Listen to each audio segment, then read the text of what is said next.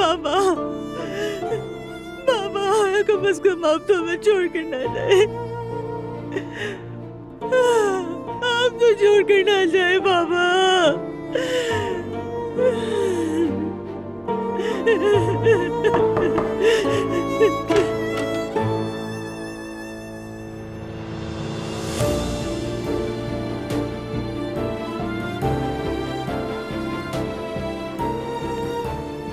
तुम ठीक हो नूर? मेरी मेरी प्लीज, मुझे थोड़ी देर के लिए आप अकेला छोड़ दे। मैं आ जाऊंगी। मैं बस देखने आई थी कि तुम्हें किसी चीज की जरूरत तो नहीं।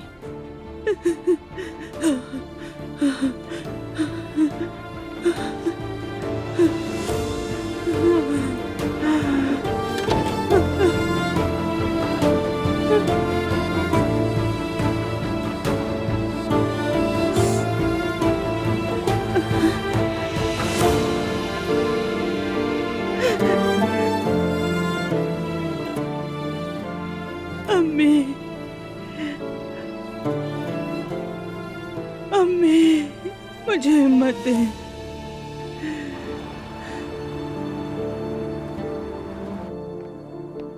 अल्लाह आप सबको सब्र दे। अल्लाह हम सबको सब्र दे सवेरा। अच्छा, दुआ खत्म हो गई?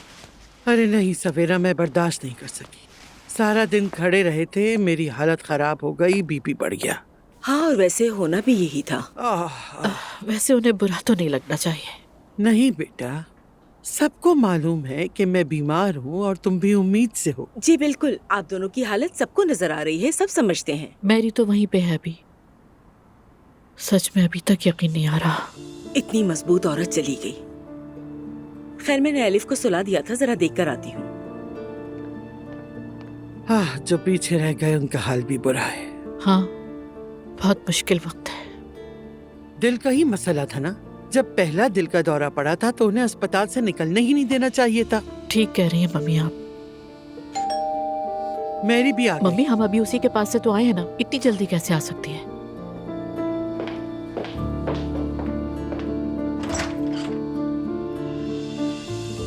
ईशर, मैं अच्छी तरह जानती हूँ आप सब मुझसे नफरत करते हैं, लेकिन मुझे आप सबकी बहुत जरूरत है। क्या मैं अंदर आ सकती हूँ? अंदर आ जाओ। आओ। इशल, चाहे मुझे डांट लें, चाहे बुरा भला कह लें, लेकिन मेरे पास जाने के लिए और कोई जगह नहीं। ये क्या बात की तुमने? आओ यहाँ बैठो।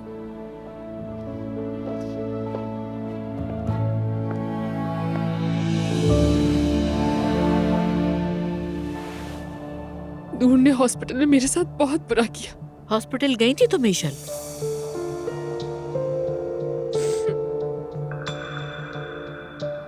मेरी बात गौर से सुनो। अब चाहे तुम खुद को कितना ही कोसो, कुछ नहीं बदलने वाला। सब कुछ मेरी वजह से हुआ है। देखो बेटा, अगर हम जिंदगी के फैसलों को रोक सकते तो मेरी नवासी भी अपनी माँ के साथ ही बड़ी होती ना। मैंने तो बस मोहब्बत की थी, मैं नहीं चाहती थी कि वो मर जाए। यकीनन तुम ऐसा नहीं चाहती थी। क्यों चाहोगी? खुद को इस तरह कसूरवार मत ठहराओ बेटा। ईशल, अभी गमज़दा लोगों के जख्मों को छेड़ने की जरूरत नहीं है। तुम्हारे लिए बेहतर यही है कि कुछ अरसे तक किसी के सामने ना हो। अगर वो तुम्हें सख्त बातें कहें तो भी वो गलत नहीं होंगे, क्योंकि सब बहुत नाजुक वक्त से गुजर रहे हैं। मैं वहाँ हॉस्पिटल में खुद को किसी को दिखाने के लिए नहीं गई थी। मैं तो बस अब्दुल्ला को देखने गई थी। अगर मैं उन्हें ना देखती तो मर जाती। हाय, उन बच्चों का हाल तो देखो जरा। माँ को दफन कर दिया और बाप आईसीयू में पड़ा है। मतलब अब सबके लिए बहुत मुश्किल दिन शुरू हो रहे हैं।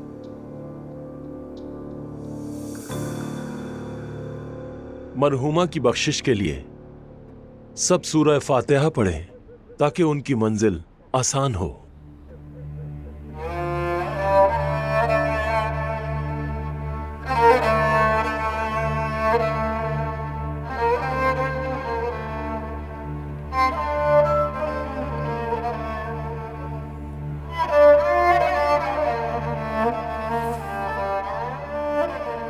बहुत शुक्रिया इमाम साहब आपका। अल्लाह आपको और आपके घर वालों को सब्र दे। अल्लाह आपको जज़ा दे। आइए।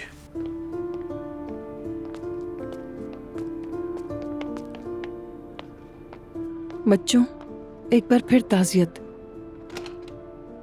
तुम्हें किसी भी चीज की जरूरत हो तो हमेशा मैं तुम्हारे साथ हूँ। बहुत शुक्रिया, मेहरबानी आपकी। प्लीज मुझे भी अपनी फैमिली का हिस्सा समझना।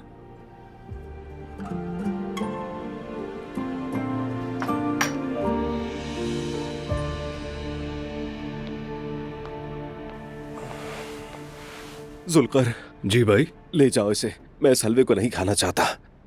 ये तो रस्म है मुस्तफा। आपको रस्मों के बारे में क्या पता है सिवदा अम्मी?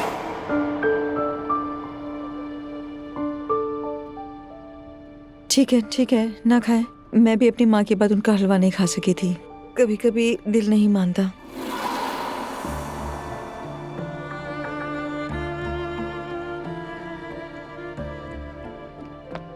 नूर बेटा, मैं चलती हूँ, तुम लोग तो अभी यहीं रहोगे ना? मैं भी यही हूँ, यहाँ मेरी जरूरत है इन लोगों को। नूर आपा, अगर चाहे तो चली जाएं, कहीं मामूल खराब ना हो जाए। देखें, आप परेशान ना हो, मैं यहाँ हूँ, सब संभाल लूंगी। कौन सा मामूल? तुम इन बातों को नहीं समझती हो। जब तक बाबा वापस नहीं आते मैं यहीं रहूंगी। चलो ठीक है, मैं भी तुम्हारे साथ रह जाता हूँ, तुम अकेली नहीं रहोगी। ठीक है फराज बेटा, इजाजत दीजिए। अल्लाह हाफिज।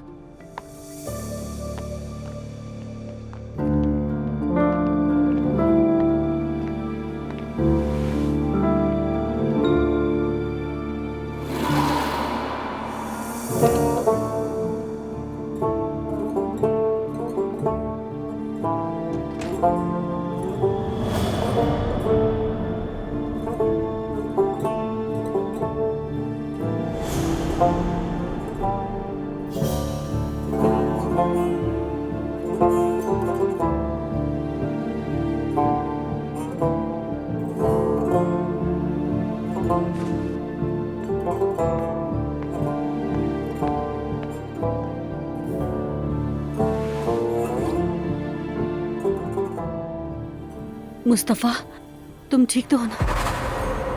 नहीं हूँ।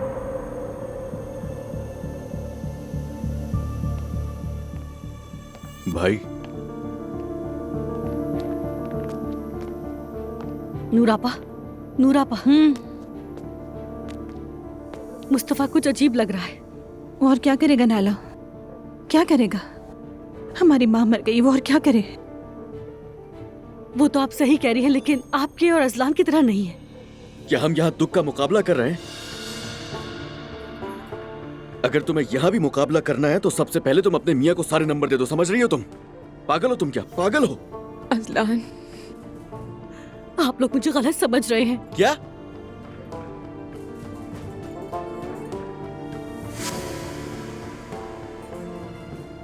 नाइला, यहाँ आओ बेटी, मेरे पास आकर बैठो। आ जाओ। अजीब जाहिल है। मैं बाबा के पास जा रहा हूँ। अजलान, तुम वहाँ जाकर क्या करोगे? बाबा तो वैसे भी आईसीयू में है। मैं खुद को हौसला कैसे दूंगा तुआ? तुम्हें एतराज है इससे? और वैसे भी अम्मी ने मेरी वजह से बहुत तकलीफें उठाई हैं। अब कम से कम अपने बाबा के पास तो जाऊं मैं।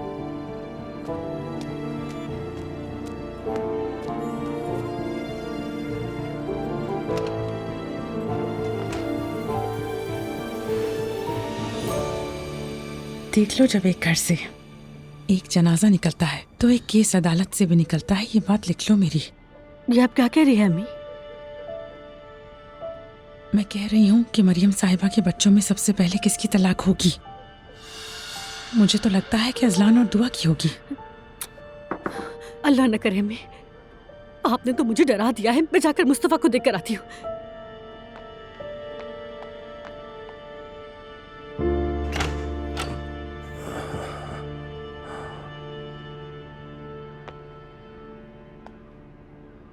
मुस्तफ़ा लोग जाने लगे हैं, अगर चाहो तो उन्हें अल्लाह हाफिज कह दो।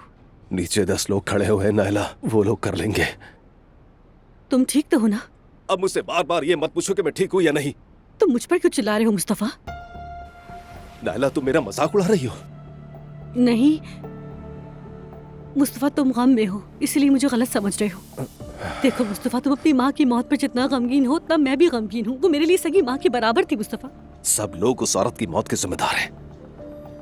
सभी लोग कसूरवार हैं, तुम भी और मैं भी। ठीक है, मैं मेहमानों को रुखसत कर देती हूँ, फिर कमरे में आती हूँ।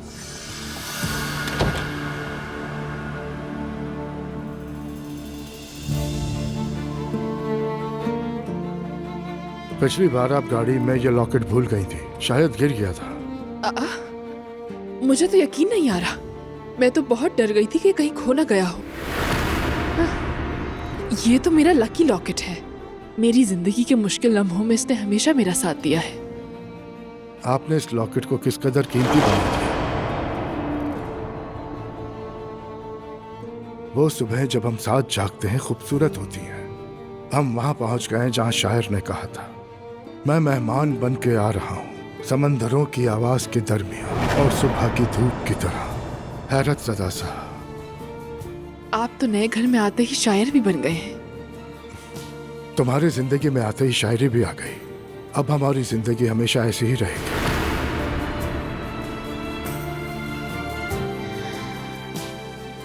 अगर आपको कुछ हो गया तो मैं क्या करूंगी? पागल हो जाऊंगी।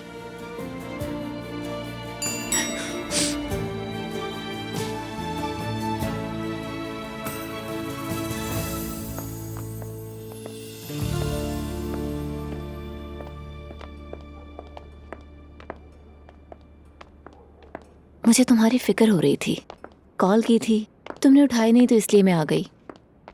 अच्छा किया कि आ गई। बैठो।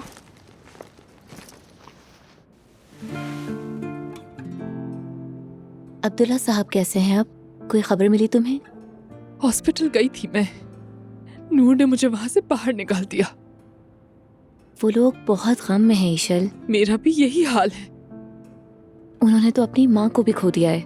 मुझे इस वक्त किसी की भी परवाह नहीं है, जानती हो। अगर इस वक्त मैं बेरहम और संगदिल लगती हूँ तो मुझे फर्क नहीं पड़ता। जिस आदमी से मैं मोहब्बत करती हूँ वहां जिंदगी की जंग लड़ रहा है और मैं उसके पास जा भी नहीं सकती हूँ।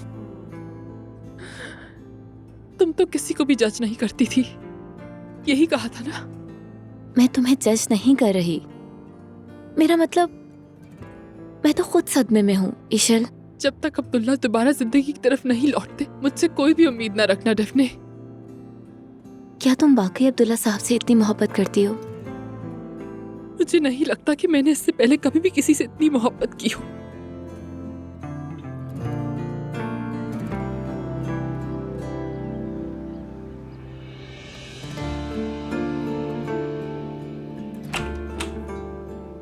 हाँ फराज, मैं गाड़ी दरवाजे तक ले आता हूँ। चलो ठीक है।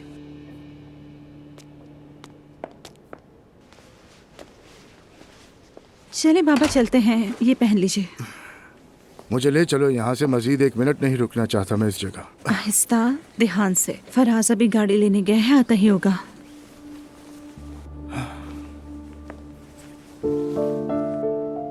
अल्लाह आपको हमारे सरों पर सलामत रखे बाबा। अल्लाह का लाख लाख शुक्र है कि आप ठीक हो गए।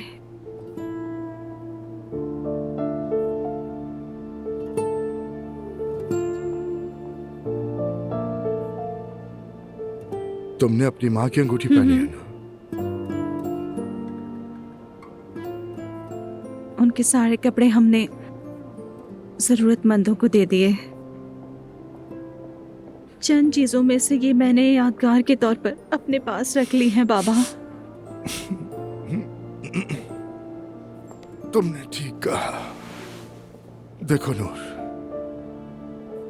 मैं जानता हूं तुम लोग मुझे कभी माफ नहीं कर पाओगे, समझ सकता हूं।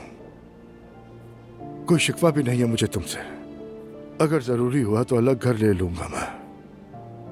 अभी ये बातें करने का वक्त नहीं है बाबा। मेरी अम्मी अपनी मौत मरी हैं। दिल का दौरा पड़ा था, इसमें आपका कोई कसूर नहीं। हाँ, कुछ और बातों में आपका कसूर है बाबा, लेकिन अम्मी की मौत में नहीं है। घर में सब आपका इंतजार कर रहे हैं। उससे पहले मुझे कहीं और जाना है।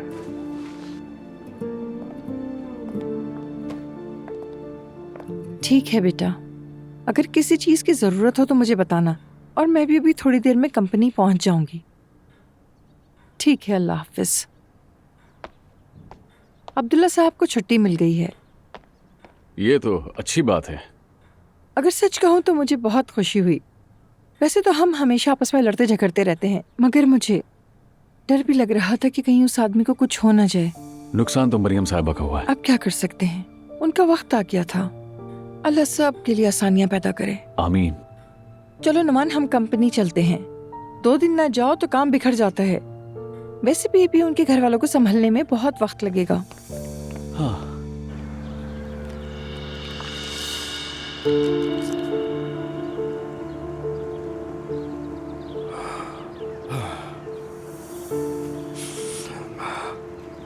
ये क्या हो गया मरियम बेगम? माफ करना, आने में देर हो गई। तुमने हमेशा दुआ की कि या रब मुझे जब भी मौत देना, इनसे पहले देना। किसने सोचा था तुम्हारी दुआ कबूल हो जाएगी?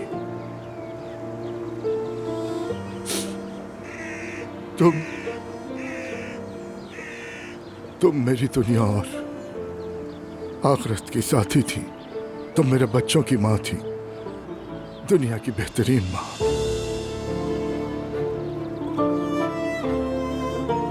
अल्लाह पाक तुम्हारी कब्र को नूर से भर दे।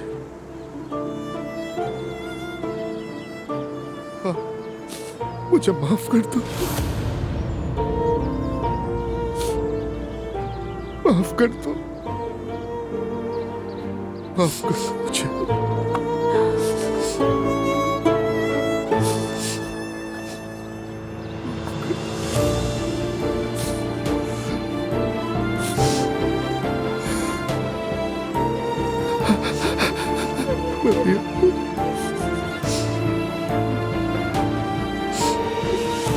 औज़ुबिल्लाहिमिनश्शैतानिर्रजीम।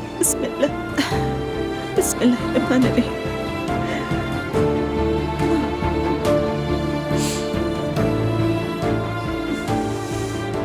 अम्मी,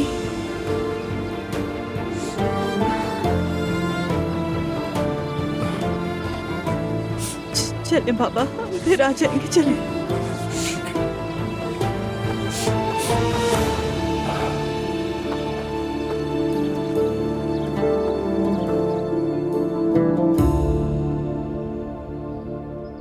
ये लोग अभी तक आए क्यों नहीं है? या अल्लाह, मुझे सब्र अता कर दे। क्या हो गया भाई?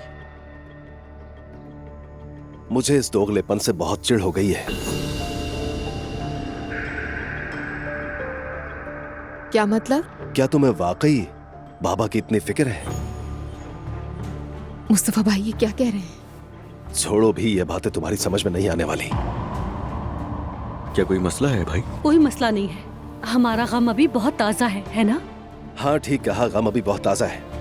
एक बात और भी है, जब भी कुछ होता है सब कहते हैं कि सब कुछ ठीक हो जाएगा, मगर फिर भी वक्त के साथ कुछ भी ठीक नहीं होता।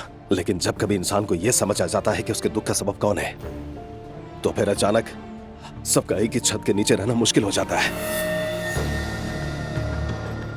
इस सारी बर्बादी का जिम्मेदार कौन है मैं जानता हूं। क्या आप मुझे इसका जिम्मेदार समझते हैं मुस्तफा भाई? नहीं, बराह रास्त तो नहीं। हाँ, मगर ऐसा है कि मेरी माँ की मौत के जिम्मेदार तुम भी हो।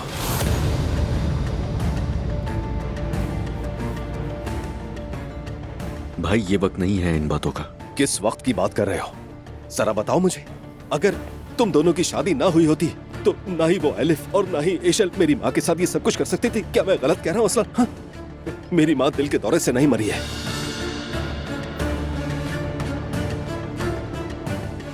तो जिसने भी मेरी माँ को तकलीफ दी है, उसे ये सोचना चाहिए कि उसका भी इसमें हिस्सा है। बस बहुत सुन ली बकवास, खामोश हो जाओ। चुप हो जाओ असलान।